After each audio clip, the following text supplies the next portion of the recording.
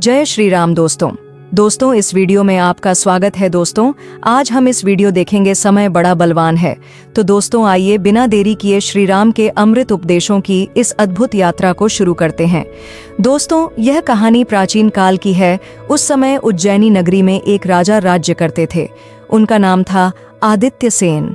राजा आदित्य सेन न सिर्फ बहुत बहादुर थे बल्कि उतने ही ज्यादा प्रजा के प्रति विनम्र और उदार थे। वह प्रजा का बड़ा ख्याल रखते थे। उनके राज्य में सभी संतुष्ट थे। एक दिन अपने कुछ सैनिकों और मंत्रियों के साथ आदिसेन शिकार पर निकले। एक शिकार का पीछा करते करते राजा आदित्य सेन अपने साथियों से अलग थलग हो गए। राजा रास्ता भटक गए थे। उन्हें रास्ता नहीं सूझ रहा था कि उन्हें किधर जाना है। राजा आदित्य सेन का बुरा हाल था। भयानक जंगल में किधर जाए उन्हें रास्ता नहीं सूझ रहा था। वो थकान के साथ ही भूख और प्यास से भी बेहाल हो रहे थे। उन्होंने मन को शांत किया और एक घने पेड़ के नीचे बैठ गए। सोचा कुछ देर आराम करने के बाद दोबारा रास्ता तलाश करूंगा, और यह सही उपाय भी था। शांत मन और मस्तिष्क से समस्या का निदान अक्सर हो जाता है। सैनिक और मंत्रियों को भी राजा की चिंता हो रही थी। वे उन्हें तलाशने लगे। काफी तलाशने के बाद भी जब राजा का अता पता नहीं चला तो सैनिक और मंत्री ने यह सोचते हुए राजधानी की राह पकड़ी कि शायद महाराज सीधे वहीं पहुंच गए हों। सूरज डूबने को आ गया। राजा शांत मन से उठे और घोड़े के आगे जाकर प्रार्थना की मुद्रा में उससे कहा, मेरे प्यारे अश्व, तुम्हारी समझदारी और स्वामी भक्ति के किस्से दुनिया भर में मशहूर है। तुम ही अब मेरी समस्या का निदान करो और मुझे इस वीरान और बयाबान जंगल से बाहर ले जाने का रास्ता निकालो। अब तुम्हारे और भगवान के सिवा मेरा कोई भी खैर नहीं है। यह कहने के साथ ही राजा आदित्य सेन घोड़े पर सवार हो गए। घोड़ा एक तरफ चल पड़ा। घोड़ा सूझबूझ वाला था। कुछ देर बाद वह राजा को घने जंगल से लेकर बाहर आ गया। राजा को थोड़ा सुकून मिला कि अब संकट की घड़ी टल गई है। राजा को कुछ दूरी पर एक रोशनी सी नजर आई। समझदार घोड़ा खुद ब खुद उधर ही भर चला। कुछ दूर जाने के बाद राजा आदित्य सेन को एक कुटिया नजर आई। यह देखकर राजा मन प्रसन्न हो गए। वे घोड़े से उतर पड़े। जब समीप जाकर देखा तो पाया कि वो एक आश्रम था। उन्होंने द्वार पर खड़े होकर मदद के लिए आवाज लगाई, अरे कोई है, मैं एक भटका हुआ राही हूं, क्या मुझे रात भर के लिए यहाँ शरण मिलेगी? उनके आवाज लगाते ही तुरंत ही दरवाजा खुला और एक आदमी बाहर आया।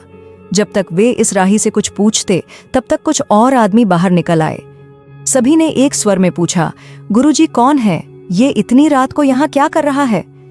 गुरुजी ने उन लोगों को शांत कराते हुए कहा, जरा रुको, मैं पूछता हूं कि ये कौन है और इधर कैसे आना हूं। यह कहते हुए गुरुजी ने हाथ में पकड़े हुए दीपक की रोशनी आदित्य सेन पर डाली। भूख प्यास थकान से राजा आदित्य सेन का बुरा हाल हो रहा था। जंगल में झाड़ियों में उलझकर उनके कपड़े भी कई जगह से फट गए थे। चेहरे का सारा राजसी तेज खत्म हो गया था। राजा आदित्य सेन उनका आशय समझ गए।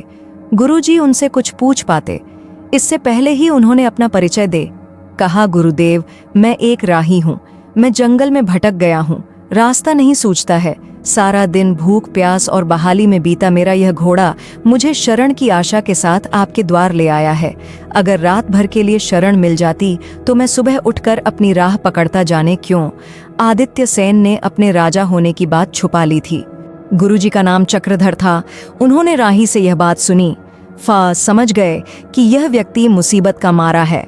इसे शरण देना उनका नैतिक कर्तव्य है। उन्होंने कहा, अतिथि तो हमारे लिए भगवान जैसा होता है। आप घोड़े को बाहर बांधकर अंदर आ जाइए। इतना सुनते ही उनके शिष्यों ने कहा, गुरुजी यह आप क्या कर रहे हैं? यह आदमी डाकू भी तो हो सकता है और झूठ मूठ अपनी बुरी दशा बताकर अंदर आ और रात में हमें लूट कर चला जाएगा। गुरुजी ने शिष्यों से कहा, तुम्हें ऐसा नहीं सोचना चाहिए। हमारे इस आश्रम में ऐसा है ही क्या जो ये लूट कर ले जाएगा? राहगीर की मदद करना हमारा कर्तव्य है। हमें अपने फर्ज से किसी भी हाल में विमुख नहीं होना चाहिए। फिर भी अगर तुम्हें शक है तो तुम सब जाकर सो जाओ। मैं जागकर यहाँ पहरा देता रहूंगा।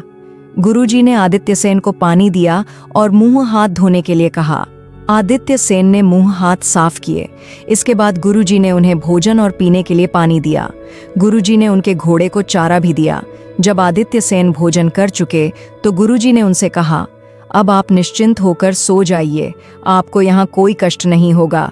सुबह की बेला में आप जहाँ जाना चाहे चले जाइएगा। राजा आदित्य सेन बिस्तर पर लेट गए और लेटकर सोचने लगे। समय बड़ा ही बलवान होता है, वह कब किसको किस दशा में डाल दे, इसका पहले से कुछ भी अंदाजा नहीं होता है। मैं प्रजा का दिल से ख्याल रखने वाला हूँ, राजा हूँ, चोर डाकुओं का और शत्रुओं का नाश करने वाला हूँ।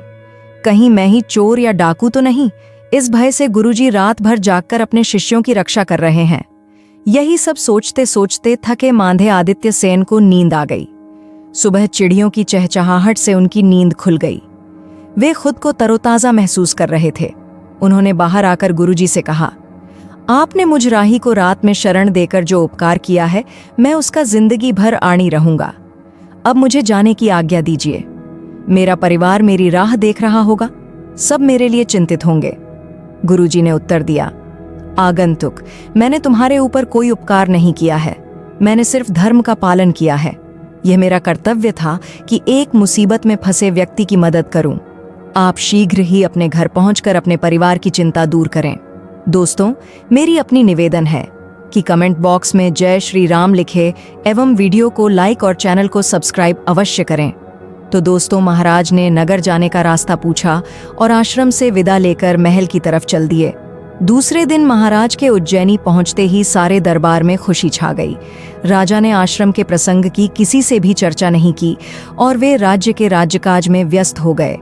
आर्षि चक्रधर का यह आश्रम उज्जैनी राज्य में ही था। राजा आदित्य सेन ने एक दिन अपने एक सामंत से कहा, आमुख वन में चक्रधर नाम के आर्षि का आश्रम है। उस आश्रम में वे अपने कुछ शिष्यों के साथ रहते हैं। वहां जाकर उन्हें संदेश दो कि महाराज ने आपको बुलाया है। दूत ने जाकर राशिधर को जब यह संदेश सुनाया, तब चक्रधर को इस आमंत्रण का कोई कारण समझ नहीं आया। उन्होंने सोचा, राज आज्ञा का पालन प्रजा का कर्तव्य है, इसीलिए दरबार में चक्रधर उपस्थित हुए।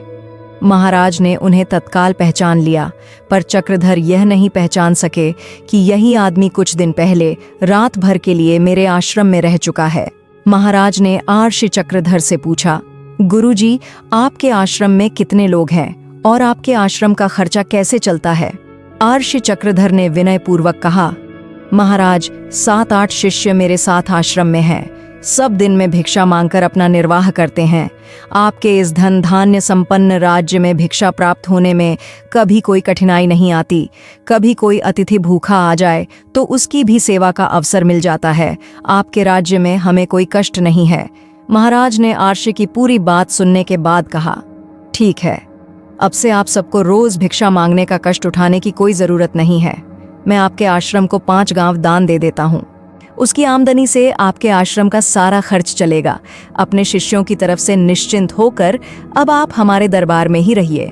अचानक हुई महाराज की इस कृपा का रहस्य आर्षि चक्रधर को पता नहीं चल पाया। आर्षि चक्रधर दरबार में रहने लगे और दूसरी तरफ आश्रम वासियों को गांव की आय होने से भिक्षा मांगने से छुट्टी मिल गई थी। बिना मेहनत किए आराम से खूब धन संपत्ति मिलने पर आश्रम के शिष्य उद्दंड और विलासी हो चले थे। कुछ दिनों बाद हालत यह हुई कि वह धन संपत्ति के बंटवारे को लेकर आपस में लड़ने झगड़ने भी लग गए। एक दिन आर्षि चक्रधर ने राजा आदित्य सिंह से कहा, महाराज, आज्ञा दे तो एक बार जाकर मैं अपने आश्रम की दशा दिखाऊं। अपने शिष्यों को देखकर मुझे खुशी होगी। राजा आदित्य सेन ने उन्हें जाने की आज्ञा दे दी। आर्षि चक्रधर जब आश्रम पहुंचे तो उनके शिष्यों को उनका वहां आना बुरा लग गया। उन लोगों ने सोचा कि गुरुजी भी हमारी आमदनी में हिस्सा बांटने आ गए हैं। धन संपत्ति को लेकर उनकी आपस की लड़ाई देखकर आर्षि चक्रधर को घोर दुख पहुंचा। उन्होंने अपने शिष्यों को बुलाया और उन्हें समझाते हुए कहा, तुम सब आपस में अपना एक मुखिया चुन लो। उसकी सलाह से सब मिलजुल कर काम करो। इस तरह से आपस में लड़ाई झगड़े से बचकर कुछ परोपकार का काम भी किया करो। अब वे लोग भिक्षा मांगने वाले तो थे नहीं, कोई किसी को मुखिया मानने को तैयार ही नहीं हुआ। आखिर में उनसे नाराज होकर आर्षि चक्रधर वापस दरबार में आ गए। राजा आदित्य सेन ने महसूस किया कि जब से आर्षि चक्रधर आश्रम से लौट कर आए हैं, वे कुछ उदास और दुखी रहते हैं। राजा ने एक दिन एकांत में उनके दुख और उदासी का कारण पूछा। आर्षि चक्रधर ने उन्हें सारी बातें सच सच बता दी। पूरी बात सुनने के बाद राजा आदित्य सेन ने कहा, गुरुजी, आप दोबारा आश्रम में जाइए, मैं पता कराऊंगा कि ऐसी स्थिति क्यों हुई है। चक्रधर फिर आश्रम में आ गए। एक दिन आदित्य सेन ने एक भिक्षु का भेष धरा और आश्रम में आ गए। भिक्षा के नाम पर आश्रम वासियों ने फटकार हुए कहा, भाग जाओ यहाँ से भिख मंगे, कहीं के तुम्हें कोई भिक्षा नहीं मिलेगी। आर्ष चक्रधर ने यह सब कुछ अपनी आंखों से देखा, लेकिन तत्काल कुछ कह नहीं सके। भिखारी जब फिर भी ना हटा तो एक आश्रमवासी उसे मारने के लिए दौड़ा। तभी अचानक भिखारी ने अपना ऊपरी फटा कपड़ा उतार फेंका। अब वो एक राजा के कपड़ों में सामने खड़े थे। राजा को देखकर शिष्य घबरा गया और वहीं ठिठक कर रुक गया, मानो मूर्ति बन गया हो। वह फटी फटी आंखों से राजा आदित्य सेन को देख रहा था। राजा आदित्य सेन ने उसकी तरफ ध्यान दिए, बिना आर्ष चक्रधर से कहा, गुरुजी, मैं राजा आदित्य सेन स्वयं इन सब की परीक्षा लेने आया था। यह स्थिति देखकर मुझे बहुत दुख हुआ है। सहज मिली हुई संपत्ति और गुरु के अभाव में यह सब शिष्य विलासी और उद्दंड हो गए हैं। जैसे प्रजा की देखभाल के लिए राजा का होना जरूरी है, उसी तरह आश्रम में गुरु का होना जरूरी होता है। आपकी शिक्षा के बिना यह सभी शिष्य भटक गए हैं। आप आश्रम में रहकर इन्हें ज्ञान दें, इन्हें सन्मार्ग पर लाए, इनका चरित्र सुधारें। यह बातें कहकर राजा आदित्य सेन आश्रम से चले गए। आर्ष चक्रधर फिर से आश्रम में रहने लगे थे। दोस्तों, आशा है आशा कि ये कहानी आपको ज़रूर पसंद आई होगी। अगर वीडियो अच्छी लगी हो तो वीडियो को लाइक और चैनल को सब्सक्राइब अवश्य करें। इस वीडियो को दोस्तों के साथ शेयर करें एवं कमेंट बॉक्स में लिखें जय श्री राम। तो मिलते हैं अगले वीडियो में, तब तक के लिए अपना ख्याल रखें। धन्यवाद।